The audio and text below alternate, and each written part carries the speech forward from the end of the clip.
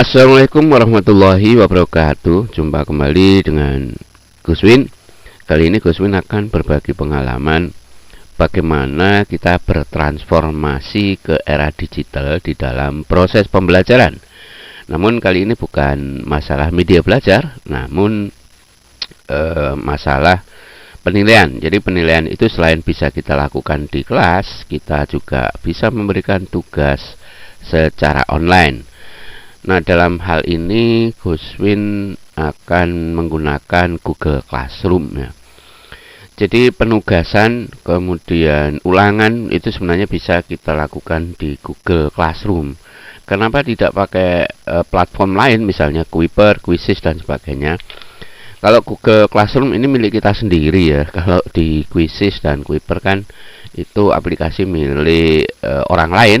Jadi kita juga bisa juga sih, tapi di sana kan lebih banyak ke soal pilihan ganda ya, atau multiple choice. Nah, di sini Guswin akan terangkan ya, kita berbagi saja bagaimana kita mengirimkan soal atau tugas dan bagaimana pula menilainya. Kita akan coba di sini ada di situ tugas kelas. Jadi kalau mau mengirimkan soal semacam ini, jadi di sini kan ada tugas yang sudah diterima oleh anak-anak. Di sini tercatat ada 26 yang sudah saya koreksi, kemudian 1 ini belum, 5 ini belum saya koreksi. Ada tulisan diserahkan, berarti artinya anak-anak sudah mengumpulkan. Dan setiap anak ya, kalau kita buka di sini ya, kita buka di sini bisa juga dinilai ya. Nah, di sini ini sudah saya nilai, dan setiap anak itu dapat soal sendiri-sendiri. Jadi bukan soalnya terpusat pada Google Classroom kemudian harus diunduh, nggak perlu. Jadi anak-anak sudah dapat sendiri-sendiri semacam ini. Jadi setiap anak dapat soal yang sama. Kalau misalnya soalnya mau dibuat bervariasi juga bisa. Nah, prosedur pengiriman soalnya sebagai berikut. Jadi kalau misalnya saya contohkan di sini ada juga kelas IPS ya, misalnya di sini ada IPS 3 kelas 11. Ini juga sudah ulangan ya di sini. Jadi kalau mau mengirimkan soal untuk anak-anak, caranya adalah pertama. Jadi gini cara ini, setelah judul kemudian petunjuk ya, opsional saja ini. Kemudian kita upload di sini, kita cari. Misalnya di sini saya ambilkan contoh di sini bank soal, katakan misalnya klik ini, kemudian saya open. Nah, dia akan proses ya, proses. Nah, sudah selesai prosesnya, dia akan tersimpan di Google Drive. Nah, sekarang di sini pengaturannya di sini. Di sini kan ada tulisan siswa dapat melihat file. Ini hanya melihat saja. Jadi ini tersimpan di Google Classroom kelas ya, bukan milik sendiri-sendiri, di kelas. Jadi di kelas berapa tadi, 11 IPS 1 11 IPS 3. Kemudian kalau pingin satu file tadi terkirim pada masing-masing anak, maka ini diklik saja, pilih sini siswa dapat, bukan dapat mengedit ya, buat salinan untuk setiap siswa. Maka begitu ini kita pilih buat salinan untuk setiap siswa akan dapatkan file ini secara bersama-sama. Ya, gitu ya. Caranya seperti itu. Kemudian setelah selesai, baru atur di sini. Apakah anak-anak diberi tenggat waktu? Misalnya di sini atur tanggal. Kemudian di bawahnya bisa diatur, misalnya di sini saya klik tanggalnya ini. Di sini bisa diatur waktunya. Terakhir jam berapa. Nah, kalau ini diaktifkan, maka di luar jam itu, jadi selebih dari jadwal ini, anak-anak nggak bisa lagi membuka file ini. Jadi kalaupun bisa, nanti pada saat mengumpulkan itu akan muncul tulisan terlambat. Nah, gitu kan, enaknya di situ. Oke, sudah selesai ya. Ini saya tutup. Nah, kemudian untuk koreksinya, nah ini yang menarik. Ini salah satu kelebihan kalau dibanding kita harus mengumpulkan tugas atau ulangan anak-anak yang versi apa ini namanya, versi uraian ya, dengan kertas. Nah, ini bedanya. Jadi kalau misalnya ini kita koreksi, jadi di sini anak-anak sudah dapat soal semua. Nanti ngumpulkannya boleh diminta difoto atau dikerjakan langsung pada form tersebut.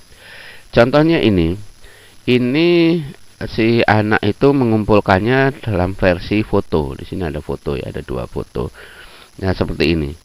Kita bisa memberikan koreksi kalau misalnya terjadi kesalahan dengan memberikan catatan di sini. Cukup di blok begini, tuliskan sesuatu berupa catatan, misalnya ada koreksi ya. Jadi saya contohkan dulu, ada yang belum saya koreksi, misalnya di sini ada IPA 10 ya. Di sini saya sudah ulangan 1 kali ini di minggu-minggu ini. Jadi ini tugas. Nah, ini ulangan pertama. Nah, di sini ada 1 yang belum mengumpulkan, 5 belum saya koreksi, 26 sudah. Jadi kalau misalnya ini saya koreksi, punya 1 anak ini, saya buka, saya lihat di sini. Ah, dia ternyata menduplikat soalnya. Dia kerjakan di Word ya, dia kerjakan offline, kemudian dia kirim ya.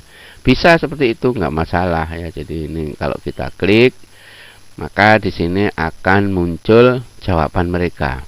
Nah, kita bisa zoom ya, di sini ada zoom in ya, bisa kita gedekan, bisa kita normalkan. Saya tinggal cek seperti ini, kita lihat jawabannya. Enak kan? Jadi daripada membawa tumpukan buku. Coba kita bayangkan kalau misalnya kita harus menggunakan cara manual ya. Anak-anak mencatatnya di buku catatan, kemudian dikumpulkan di meja kita. Kita hanya bisa melakukan koreksi pada saat kita di kantor atau di sekolah. Kan nggak mungkin kita harus bawa buku-buku itu pulang ke rumah untuk dikoreksi. Kalau di sini nggak enak kan? Kita koreksinya kita blok ini ya. Kalau misalnya salah, kemudian di sini ada klik, tambahkan komentar, tuliskan sesuatu di sini. Di sini udah ditandai dengan warna tertentu. Kita tuliskan sesuatu di sini, ya, oke ya, udah.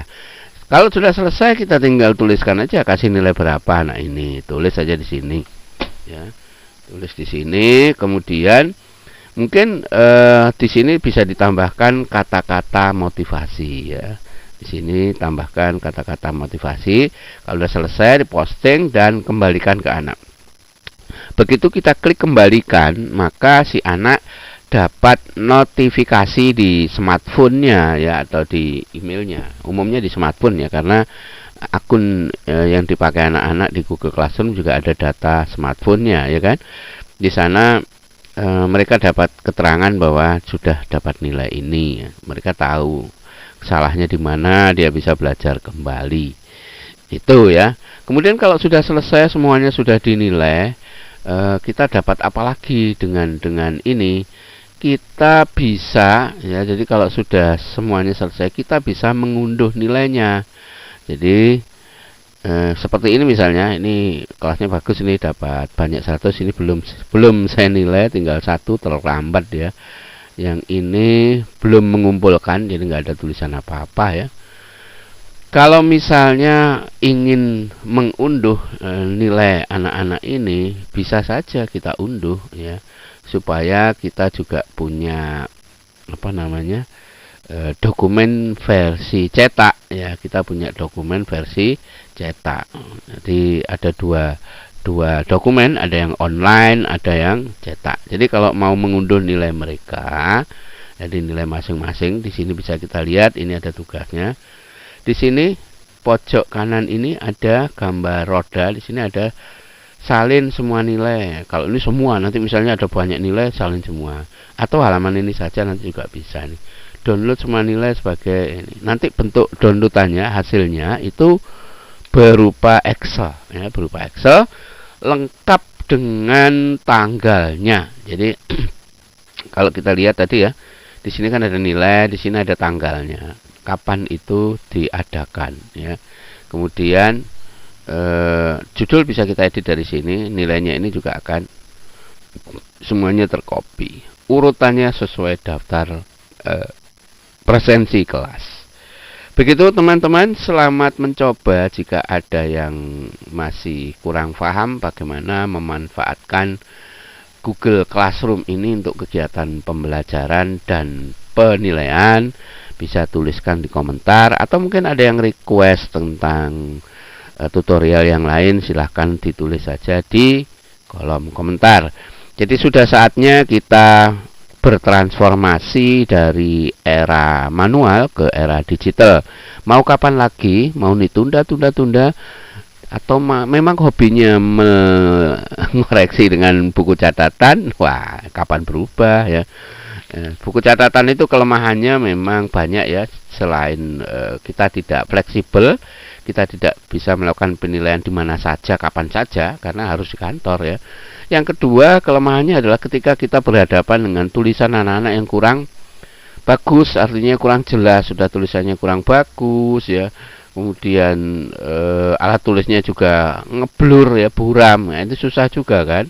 Susah kita. Jadi kalau mereka juga kita ada dengan transformasi ke model digital, maka mungkin itu akan mudah. Mungkin ada yang komentar gini, itu kalau misalnya anak-anak cukup copas atau copy paste dari jawaban temannya, buang jauh-jauh rasa curiga semacam itu ya. Jadi selama kita selalu curiga gitu, nggak akan pernah berubah. Kalau pingin mereka agak minim melakukan kecurangan, ya udah lakukan saja ini di sekolah ya. Jadi pengerjaannya bukan PR tapi di sekolah. Kalau saya memang hampir tidak pernah ngasih PR. Saya maunya di sekolah itu di rumah itu anak-anak kumpul sama keluarga, bukan ribut dengan tugas sekolah. Tugas sekolah saya tunggu di kelas, harus selesai di kelas. Demikian teman-teman, mudah-mudahan ini bermanfaat. Sampai ketemu di topik-topik yang lain. Tetap semangat untuk bertransformasi ke era digital.